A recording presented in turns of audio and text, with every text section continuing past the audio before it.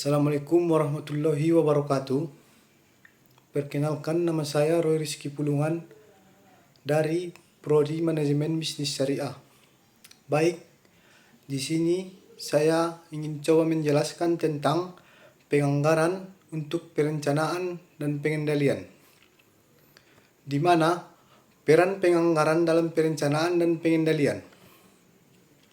Anggaran merupakan metode untuk menerjemahkan tujuan dan strategi organisasi ke dalam bentuk operasional.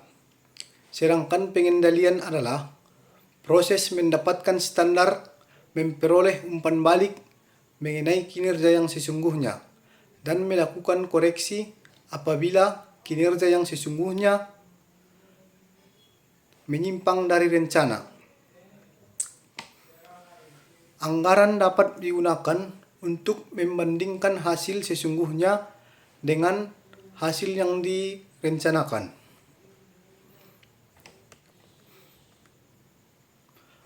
Jenis-jenis anggaran terdapat 3 macam. Yang pertama, anggaran induk. Anggaran induk adalah sebuah rencana keuangan komprehensif selama 1 tahun, terdiri atas anggaran berbagai departemen dan aktivitas. Anggaran induk dapat dibedakan menjadi dua macam, yaitu yang pertama, anggaran operasional. Anggaran operasional terdiri dari atas anggaran aktivitas-aktivitas yang dilakukan perusahaan dalam rangka memperoleh keuntungan.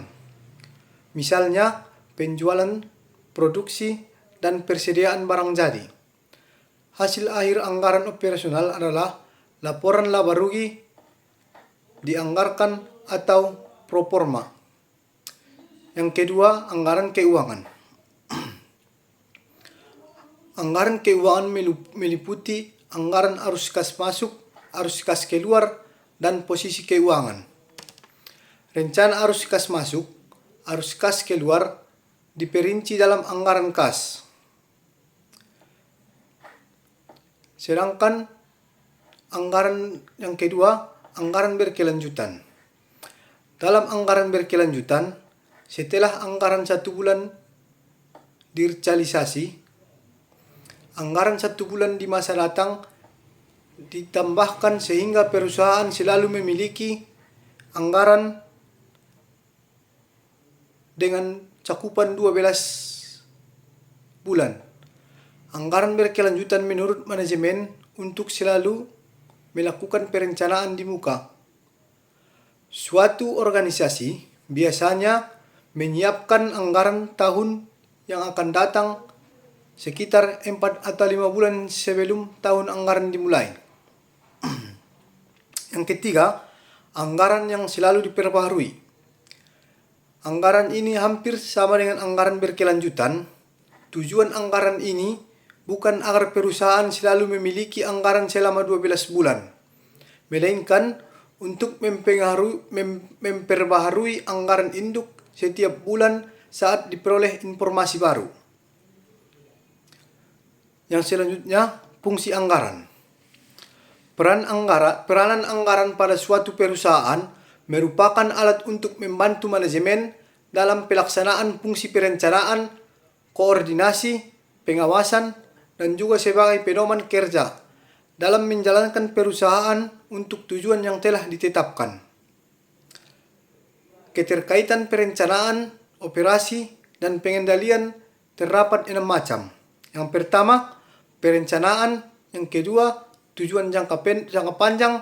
Yang ketiga, tujuan jangka pendek. Yang keempat, anggaran. Yang kelima, operasi, produksi, penjualan, pelayanan. Yang keenam, pengendalian, membandingkan hasil sesungguhnya dengan hasil yang direncanakan.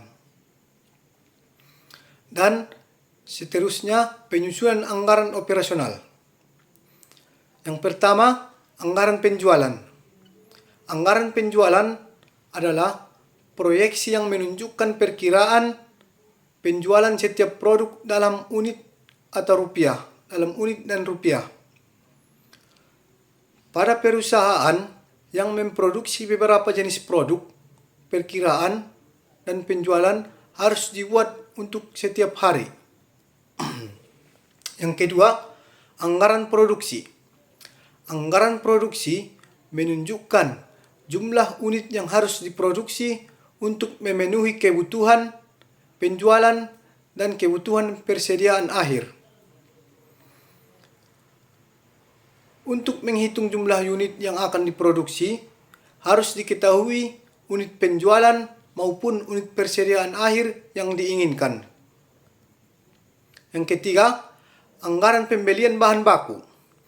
Anggaran pembelian bahan baku merupakan salah satu anggaran yang perlu disusun lebih dahulu. Mengingat bahan sudah tersedia ketika diperlukan. Oleh karena itu, kualitas bahan yang akan dibeli dan jadwal pengirimannya perlu ditentukan di awal. Yang keempat, anggaran tenaga kerja langsung. Anggaran ini menunjukkan jumlah jam kerja. Anggaran ini menunjukkan jumlah jam kerja langsung yang dibutuhkan dan biayanya untuk jumlah unit yang dianggarkan akan diproduksi, seperti halnya bahan baku. Penggunaan tenaga kerja langsung ditentukan berdasarkan hubungan teknis antara tenaga kerja dan output. Tenaga kerja tidak langsung akan dimasukkan ke dalam overhead. Yang kelima, anggaran overhead. Anggaran ini menunjukkan perkiraan semua biaya unsur produksi yang bersifat tidak langsung. Pada unsur-unsur overhead ini tidak terdapat hubungan input dan output yang mudah diidentifikasi. Biaya overhead terdiri atas dua jenis, yaitu biaya variabel dan biaya tetap. Yang keenam, anggaran persediaan akhir barang jadi. Anggaran ini memberikan informasi yang diperlukan untuk menyusun anggaran neraca. Informasi tersebut juga akan menjadi input yang penting dalam penyusunan anggaran harga pokok penjualan. Yang ketujuh, anggaran harga pokok penjualan atau anggaran HPP. Anggaran ini digunakan sebagai input dalam menyusun anggaran laporan laba rugi. Sedangkan yang kedelapan ialah anggaran biaya pemasaran. Anggaran ini menunjukkan pengeluaran yang direncanakan untuk aktivitas penjualan yang didistribusi. Unsur biaya pemasaran seperti komisi penjualan, biaya transportasi, dan perlengkapan akan berubah jumlahnya mengikuti aktivitas penjualan. Sedangkan yang kesembilan, anggaran biaya riset dan pengembangan. Biaya ini bertanggung jawab terhadap pengembangan produk dan proses baru. Pengeluaran bagian tersebut untuk tahun yang akan datang diestimasi dan disajikan dalam anggaran biaya riset dan pengembangan. Yang ke-10, anggaran biaya administrasi. Anggaran ini mencakup taksiran pengeluaran total oleh perusahaan, sama seperti anggaran biaya riset dan pengembangan serta anggaran biaya pemasaran. Terkait dengan penjualan, sebagian besar biaya administrasi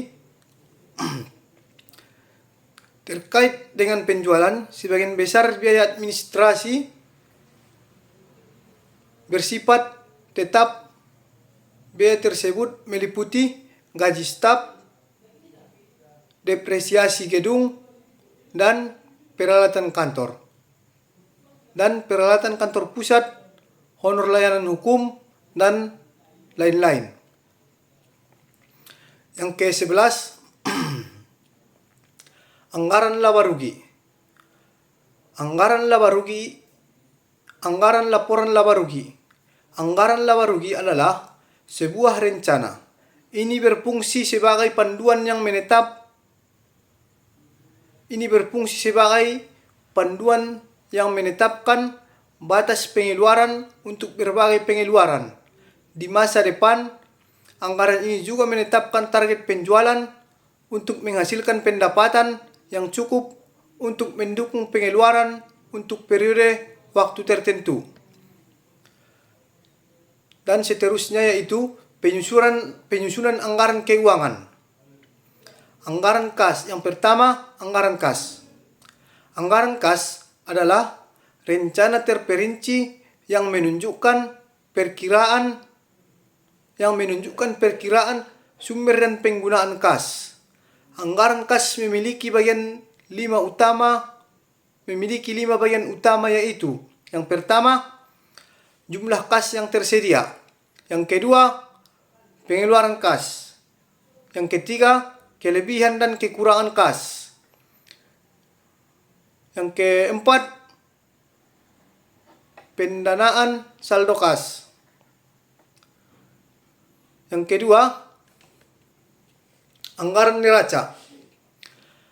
Anggaran neraca disusun berdasarkan informasi yang dimuat dalam posisi keuangan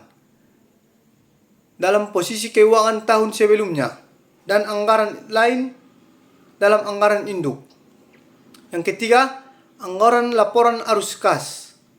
Laporan arus kas menyajikan perubahan kas dan setara kas atau investasi jangka pendek yang sangat liquid.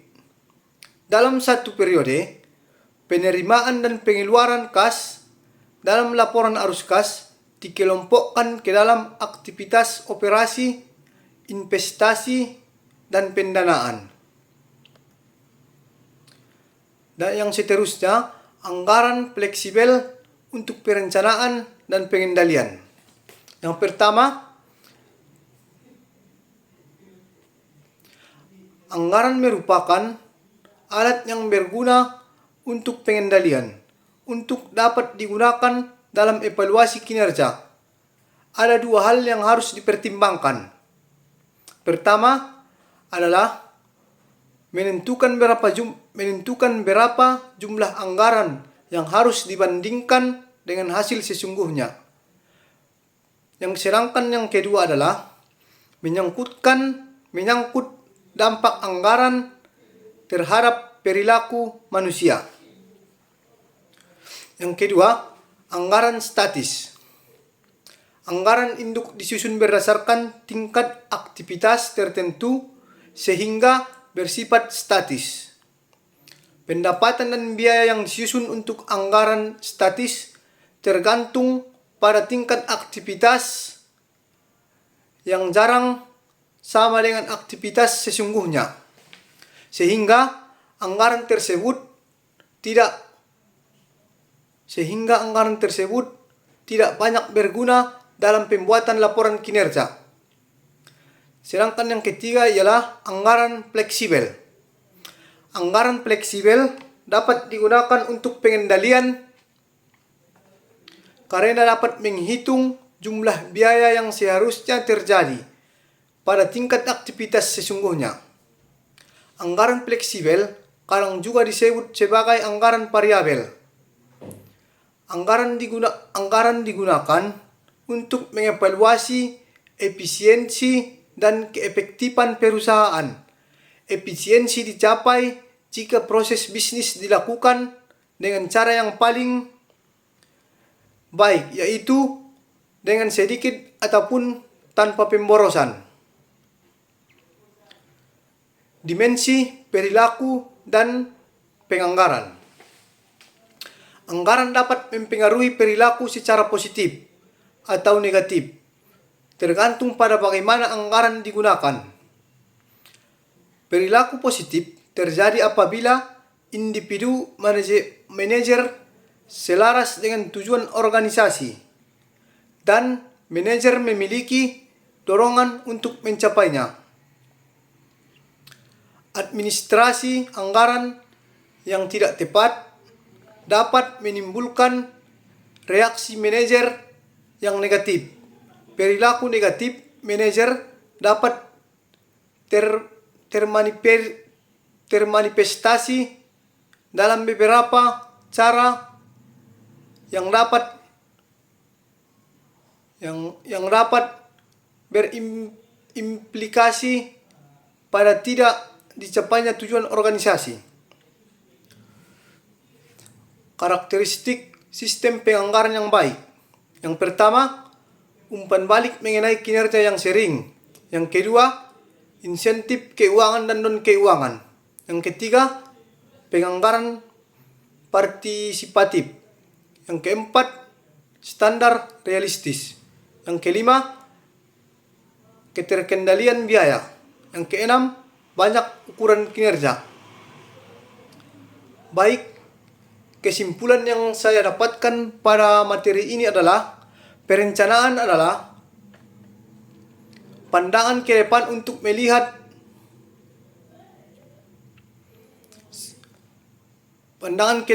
melihat apa yang seharusnya dilakukan. Pengendalian adalah melihat ke belakang, menentukan apakah yang sebenarnya telah terjadi dan membandingkan dengan hasil yang direncanakan sebelumnya. Dalam organisasi, perusahaan anggaran sangat dibutuhkan sebagai alat untuk pengawasan dan pengendalian dan juga untuk efisiensi dan efektivitas dana suatu organisasi. Baik, cukup sekian yang dapat saya sampaikan. Mudah-mudahan materi yang saya sampaikan dapat bermanfaat. Assalamualaikum warahmatullahi wabarakatuh.